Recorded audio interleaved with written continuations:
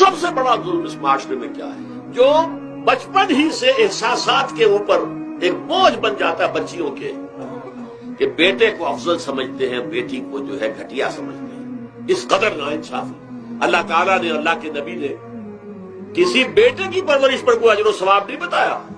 ہاں 2 یا 3 بیٹیوں کو بال پوس کر، تہذیب سکھا کر، پھر ان کی شادی کر کے ان کے گھروں میں پہنچا دیا، جنت کی ضمانت اللہ تعالیٰ دے رہا ہے۔ اور سب سے بڑی بات یہ کہ سب سے زیادہ محبوب انسان حبیب اللہ محمد صلی اللہ علیہ وسلم، اور محمد کو اللہ نے بیٹے نہیں دیے بھی تو لے لیے، بیٹیاں دی، 4 بیٹیاں دی۔ شادی میں اکثر و بیشتر لڑکیوں کی مرضی کا کوئی خیال نہیں کیا جاتا۔